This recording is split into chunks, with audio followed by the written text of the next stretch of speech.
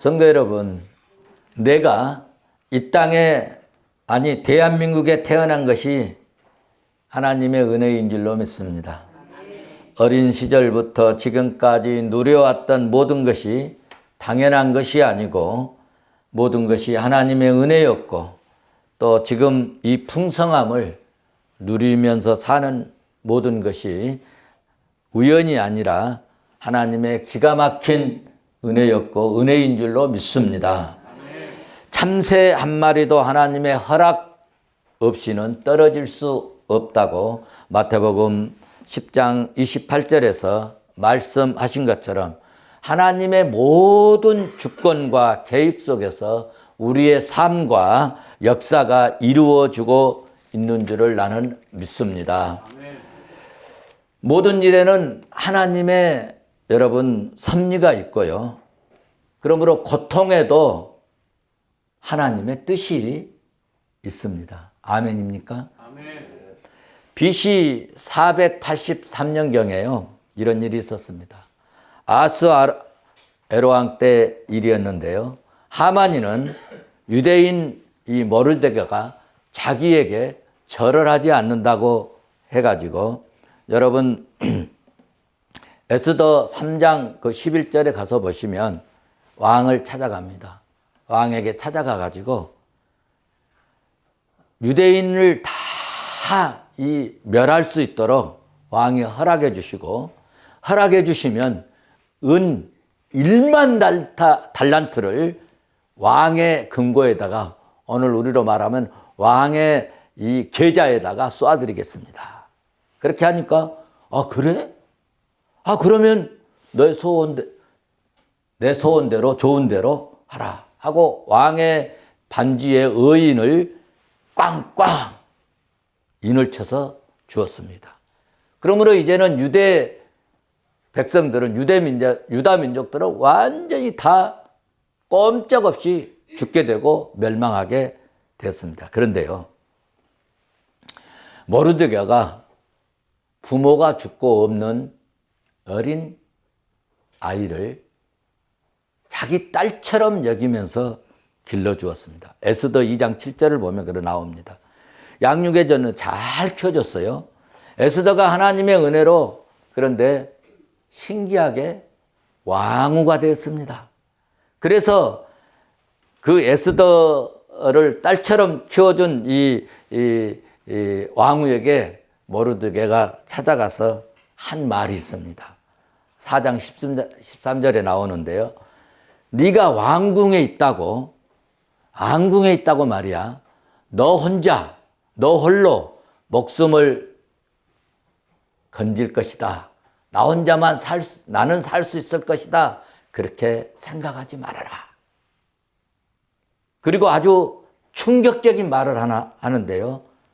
네가 아무 말 않고 잠잠히 가만히 있으면 우리 유다 민족은 네가 아니어도 하나님의 은혜로 하나님께서 역사하셔서 다른 사람, 다른 방법으로 말미암아 노임받고 반드시 구원받을 것이다. 그러나 너와 내 집은 멸망하리라. 그러면서 아주 의미심장한 아주 귀한 말을 하는데요. 14절 끝부분에 이때를 위함이 아닌지 누가 알겠느냐. 네가 왕후가 된 것은, 네가 왕의 사랑받는 부인이 된 것은 이때를 위함이 아닌지 누가 알겠느냐.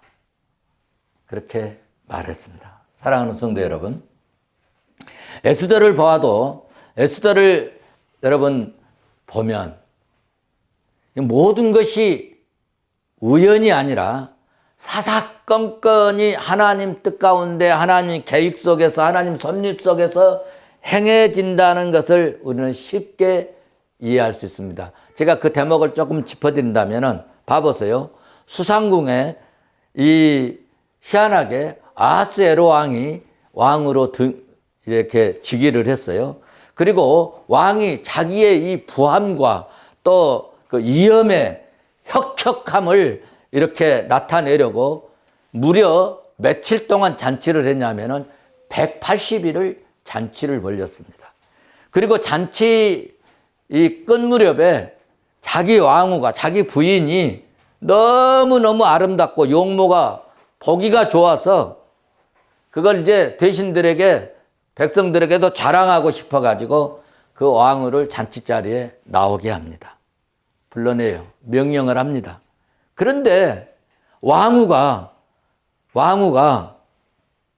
와스디가 이런 왕의 명령을 굉장히 안 좋게 생각해요. 그리고 왕명을 거부합니다.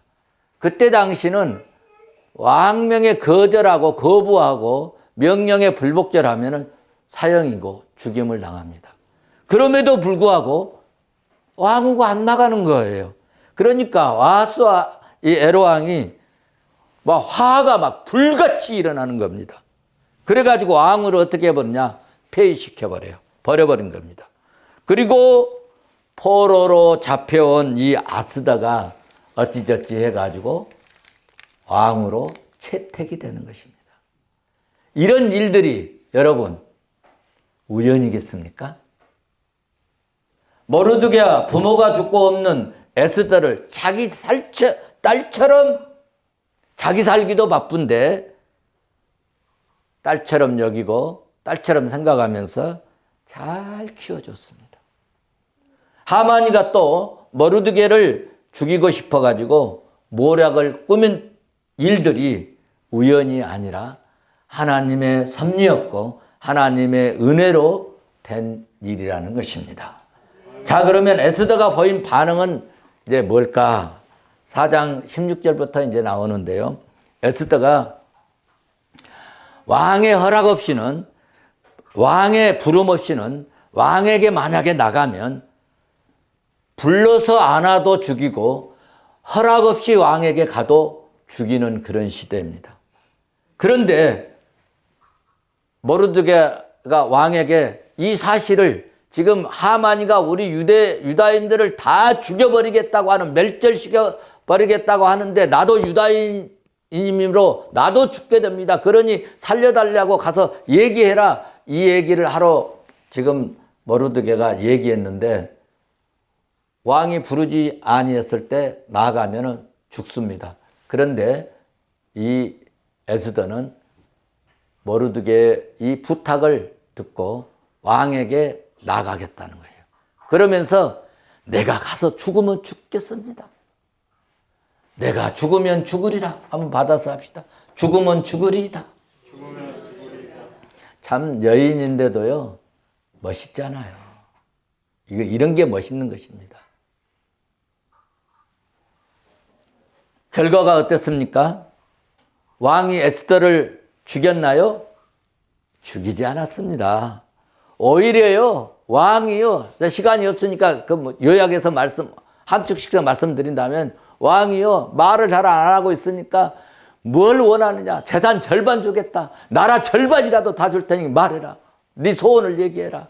소원을 다 얘기한 그 결론 말씀드린다면, 하만이가 모르드게를 장대에 매달아 죽이려고 이 장대를 세워 놓았는데 오히려 하만이가 자신의 장대에 달려 죽게 됐다는 사실을 여러분 익히 잘 알고 계시잖아요.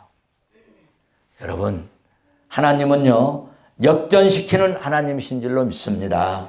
사람이 개의갈지라도 그 걸음을 인도하시는 이는 여호와시니라 하신 말씀을 저는 믿습니다. 오늘 여러분 삶 속에, 생활 속에 살아가는 중에 혹은 직장 생활에 어려움이 있습니까?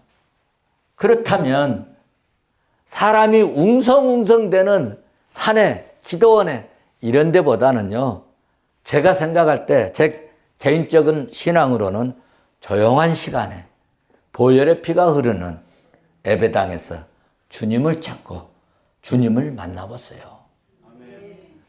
성령 하나님은 오늘도 우리 마음속에 역사하시고 우리 마음에 감동을 주신 줄로 믿습니다.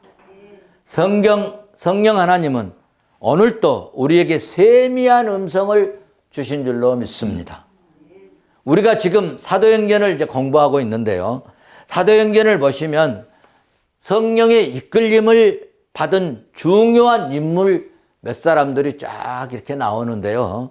중요한 인물 가운데 첫 번째가 등장하는 인물이 누구죠? 베드로 사도입니다. 베드로와 요한 사도입니다. 사도 베드로와 요한은 초대교회를 세우고 초대교회를 설립하는 탄생시키는 일에 아주 중요한 주역을 맡았던 사도요 혹은 목회자라고 이야기할 수 있습니다. 그 다음에 구약의 에스더 같은 누가 나오느냐? 스데반이 나왔잖아요. 6장에서 나왔잖아요. 베드로와 사도 요한이 사도들의 대표라고 한다면은 스데반은 성도들의 대표라고 말할 수 있습니다.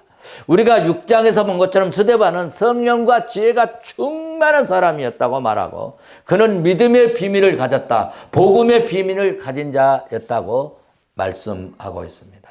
이제 오늘 본문에서는 빌립이 나오는데 빌립은 강력한 성령의 이끌림을 받아서 복음을 증거한 사람입니다. 빌립은 평신도였지만은 특별한 성령의 이끌림을 받은 특별한 전도자였습니다. 그래서 성경에 기록된 인물이 되었겠죠. 이제 우리가 계속해서 사도행전을 이제 공부해 가면은 만나게 될 사람이 있는데 누가 나옵니까? 사도 바울입니다. 바울은 핍박자 사울로 살 때 다메섹으로 유대인들을 멸절시켜 버리려고 임금으로부터 체포영장을 왕으로부터 받아가지고 갔는데 성령께서 가던 길을 가로막아 버렸습니다. 그리고 하늘의 천상에서 예수 그리스도께서 사울아, 사울아, 나는 네가 핍박하는 예수다. 이 말씀을 듣고 사울은 꼬꾸라지고 엎드러지고 완전히 깨져가지고 핍박자 사울이 선교사가 되어서 예수 그리스도를 증거하는 증거자가 되고 바울이 되었고 성령께서 바나바를 붙여주셨는데 바나바는 이 사울의 변화되어서 바울이 된 이 사역에 많은 사람들이 모여서 있을 때 상담자의 역할을 하였습니다. 그리고 또 중요한 또 부부가 한 부부 나오는데 브리스길라와 아굴라인데 그들은 복음화 선교 사역에 초대교회에서 매우 모범적으로 섬긴 사도행정적 평신도 부부였습니다. 우리가 지난주에 시간상 말씀을 못 드렸는데요. 25절을 보시면 예루살렘으로 파송된 누가 있었죠? 베드로, 요한이 사마리아로 파송돼서 베드로, 요한이 사마리아 성에서 빌립과 함께 복음 전도와 성령의 역사를 일으키고 예루살렘으로 이제 돌아가는 길에 사마리아 지방 여러 촌 여기저기 이제 다니면서 복음을 전했습니다. 구원받은 자들에게 꼭 필요한 것이 있는데 여러분 성령의 세례입니다. 성령의 능력입니다. 이것 받지 못하면 입술에 권세 없고요. 이것 받지 못하면 전도할 수 없고요. 이 성령의 능력, 성령의 세례 받지 못하면요. 선한 영향력을 발휘할 수 없고요. 이 성령의 능력을 받지 못하면요. 이 공동체를 생각하지 못하고요. 맨 자기만 생각합니다. 이 마귀 사탄은 절대로 자기 위주로만 생각하게끔 만듭니다. 그래서 이간질하고 또 자기만 해갖고 공동체에 무너지든지 말든 나라가 망하든지 말든 이 상관하지 않습니다. 그래서 성령의 능력을 받아야 될 줄로 믿습니다.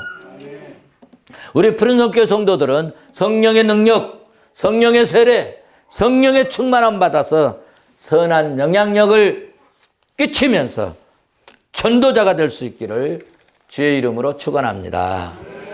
복음을 받은 이 사마리아의 그리스도인들은 예수 그리스도를 믿을 뿐만 아니라 성령의 능력을 받았습니다.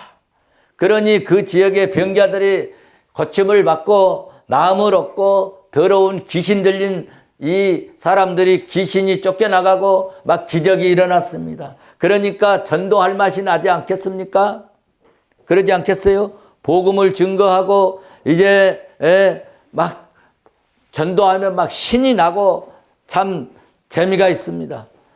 저는 전도하고 복음 증거하고 설교할 때 정말 신이 나고 재미가 있는 것 같습니다. 제가 누구하고 대화할 때 막 이렇게 열정적으로 대화해 본 적이 없어요. 그런데 복음을 증거할 때는 막 마음이 뜨거워져요. 나도 몰래. 막 흥분이 되려고 하고. 정말 그래요. 전도할 때. 하나님의 은혜인 줄로 믿습니다. 이 사마리아 사람들도 이적이 나타나고 기적이 나타나고 병이 낫고 치료되고 귀신이 물러가고 뭐 이런 역사들이 일어나니까 막 기쁨이 충만했다. 큰 기쁨이 일어났다고 그랬지 않습니까? 좋아가지고 사람들이 어쩔 줄을 모르는 거예요. 얼굴을 서로 보면은 막 얼굴이 맑고 환하고 막 기쁨이 충만해 있는 얼굴이 그래서 막 입이 막 올라가고 얼마나 좋아했는지 모릅니다. 우리 성도들도 전도에 재미를 붙이기 바랍니다. 전도에는요, 일반적으로 세 종류가 있는데, 이 집단전도, 일반전도, 개인전도, 혹은 특수전도라고 말할 수 있는데, 이 집단전도는 뭐 군송교처럼 군에 가면은 막 한꺼번에 모아놓고 막 얘기하거든요. 강의하고. 그래서 이렇게 집단으로 이렇게 복음 증거를 하는 이런 집단전도, 이런 전도 방법이 있고요. 군송교처럼. 이것은 또 이런 때는 예수를 믿든 말든 군에 가면은 집단으로 막 군중세례라고 합니다. 무조건 너 교회 다닐래? 하면은 다 연병장에 모여놓고 막 저 세례 주기도 힘드니까 갖다 물 뿌려버리잖아요. 막 이렇게.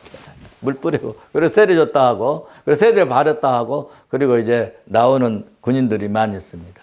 이것을 이제 집단전도라고 표현할 수 있고, 일반 전도가 있습니다. 일반 전도는 때를 얻든지 못 얻든지 그냥 만나는 사람 기회만 있으면 예수 믿으세요. 교회 좀 나오세요. 우리 교회 좀 나와보실래요? 뭐 이렇게 자꾸 얘기하고 그러는 것이 일반 전도. 그러니까 일반 전도는 이 만나는 사람, 가까운 사람에게 복음을 전하고 좀 물이 흐르듯이 늘 이렇게 뭐 조금 선심도 쓰고 선물도 좀 주고 뭐 도울 일 있으면 좀 도와도 주고 그렇게 해서 마음을 열기 위해서 전도하는 것이 일반 전도입니다. 그런데 또 하나 전도가 있는데 개인 전도 혹은 특수 전도가 있습니다. 특별한 성령의 이끌림을 받는 이 전도인데요. 이 개인 전도는 하나님의 섭리와 뜻이 있어서 성령의 강력하게 역사하심이 있습니다. 개인 전도의 특징은 저의 경우 같은 경우는 하나님의 부르심에 반항할 수 없고 부르심에 거절할 수 없도록 성령 하나님께서 역사하심을 저는 체험했습니다.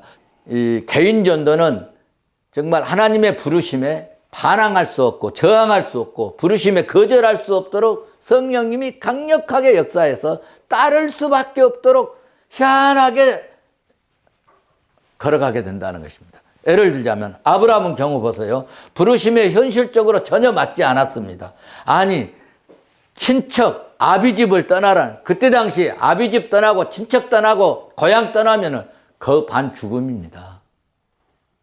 그런데도 불구하고 고향을 떠나라. 갈대아 우르를 떠나라. 그리고 목적지도 알려주지도 않고 갈 바를 알지 못하고 하나님 부르심에 순종했습니다. 할렐루야죠. 모세 봐보십시오. 언제 부르셨어요? 80세에 부르셨잖아요. 애굽 바로왕에 찾아갈 수 있는 여건이나 환경이나 전혀 아무것도 없었지만은 부르심에 따라갔고 결과는 하나님의 이대한 계획과 뜻을 이루는 전무후무한 일꾼으로 쓰임받게 된 줄로 믿습니다. 여러분 오늘 본문 26절 봐보십시오. 이제 오늘 본문 26절 보면은 빌립에게 주의 사자가 나타났습니다. 지금 일어나서 예루살렘에서 어디로 내려가라고 그랬어요? 가사로 내려가라는 것입니다. 어디까지? 어디까지? 네. 주의 사자가 빌립에게 말하여 이르되 일어나서 남쪽으로 향하여 예루살렘의 가사로 내려가는 길까지. 자, 여러분, 그 길이 어떤 길이냐면요, 강야였습니다. 그 다음에 나옵니다. 그 길은 무슨 길이었다고요? 강야였다. 여러분, 전도하려면 동네 안으로 들어가야 되잖아요. 여러분, 강야로 가라. 전도자한테 강야로 가라는 겁니다. 지금 무슨 말씀이냐면은, 지금 전도하면서 기적과 이적이 나타나고 사마리아 성 안에 사람들이 엄청 많이 모였어요. 그러니 가는 곳마다 환영입니다. 대환영입니다. 사람들이 막 가는 것만, 오늘로 말하면 막 집회가 되는 거예요. 그런데 하나님은 이것을 멈추고 가사로, 그것도 강약길로 가라는 것입니다. 일단 참 말이 안 되고 어이가 없는 이야기입니다. 자, 그런데 빌립은 하나님 말씀에 성령의 이끌림에 거부하지 아니하고 일단 순종합니다. 그래서 27절, 28절 말씀 보면은 일어나 가서 보니. 자, 여기서 이제 무슨 말씀이 중요합니까? 일어나서 일단 가서 보니까 그곳에 뭐가 있었어요? 하나님의 뜻이 있었어요. 그곳에 뭐가 있었어요? 하나님의 일이 있었어요. 그게 뭐가 있었어요? 거기에 사명이 있었어요. 아니, 세상에 에티오피아의 큰 권세를 가진 한 대신이 거기 있었다는 거예요. 상상 못할 일입니다. 예측하지 못한 일입니다.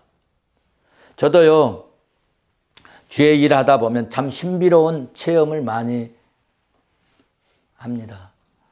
사람이 많은 곳에도 역사가 일어나지만 어떤 때는 개인적으로 조용히 몇 사람 이렇게 대화하고 말씀을 나눌 때 상상 못할 일들이 하나님 계획 속에 막 일어납니다. 사랑하는 성도 여러분, 본문 말씀을 통해서 교훈을 얻어야 할 것이 있는데요. 시간에 제가 이렇게 얽매여서 많이 말씀을 못 드리는데, 여러분, 우리가 시간에 맞지 않는 순종은 순종이 아닙니다. 하나님께서 하라 하실 때 하는 것이, 그것이 순종이에요. 그 시간에 가야 진짜 참 순종입니다. 자기가 가고 싶은 대로 가는 것은 순종, 그것은 순종이 아닙니다. 하나님 시간에 하나님의 방법으로 성령에 이끌어 주신 이 장소에 가야 하나님의 역사가 나타난 줄로 믿습니다. 우리는 때로 어려운 일에 직면할 때도 있습니다. 내가 원하는 계획이 이루어지지 않을 때가 있어요. 내 생각대로 잘 안 될 때도 있어요. 무진장 기도하고 한 일인데 실패할 때도 있어요. 그럴 때 여러분 원망, 그럴 때 여러분 불평하지 말고 짜증내지 말고 주의 말씀에 더 귀를 기울이십시오. 분명히 하나님께서는 뜻이 있으실 거야. 여러분, 요셉을 봐보십시오. 하나님이 자기를 예면하시고 자기를 버리신 것 같잖아요. 듣지도 보지도 못한 이방 나라로, 그것도 종으로 팔려가고 종으로 살았잖아요. 종로로 최선을 다해서 했는데 그 최선을 다한 요셉을 봐서 하나님께서 그 집에 뭐까지, 밭에 채소에까지 복을 주셨다고 했잖아요. 그런데 나쁜 여자 만나서 감옥에 갔잖아요. 그때 여러분 이렇게 생각할 수 있어요. 하나님, 왜 이런 집으로, 왜 이런 여자 만나게 하셨냐고. 그렇게 말할 수 있잖아요. 그런데 요셉 내용을 쫙 읽어보면요. 그 요셉의 내용이 어때요? 그 창세기 절반 정도 되잖아요. 그 절반 정도 되도록요. 한 번도 원망, 불평 단어 안 나옵니다. 원망, 불평 단어 안 나와요.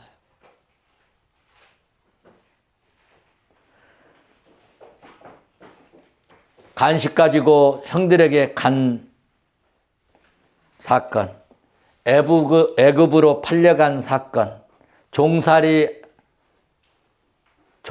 하게 된 것, 감옥에 가게 된 것, 다 하나님의 계획이 있었다는 것입니다. 요즘으로 말하면 성령의 이끌림을 받은 줄로 믿습니다. 끝이 좋은 크게 쓰임받은 위대한 하나님의 일꾼이 된 줄로 믿습니다. 말씀을 맺습니다. 우리 푸른성교회 성도들도 빌립처럼 성령의 이끌림을 받을 때 불평 없이 순종하는 성도 되었으면 좋겠습니다. 지금 좋게, 지금 잘 되고 있는데, 지금 멋있는 곳이 나를 요청하고 있습니까? 지금 멋진 것이 나를 요청하고 있습니까? 어쩌면 그것은 유혹입니다.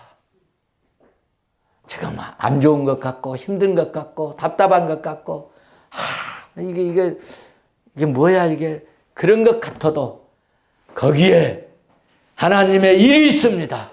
거기에 사명이 있습니다. 거기에 우리에게 맡겨준 주의 귀중한 여러분 직분자로 일할 일이 있는 줄로 믿습니다. 전능하신 하나님을 믿는다면 안 되고 힘들 때, 고난당할 때 요셉처럼 원망이나 불평하지 말고 하나님의 뜻이 있겠지 라고 요셉같이 반응할 수 있으면 좋겠습니다. 금년에는 온전히 성령의 이끌림에 힘입어서 순종하는 성령의 사람, 빌립 같은 사람, 끝이 좋고 하나님의 뜻을 이루어드리는 복되고 복된 우리 푸른성교회 성도들 다 되시기를 주의 이름으로 축원합니다. 축원합니다.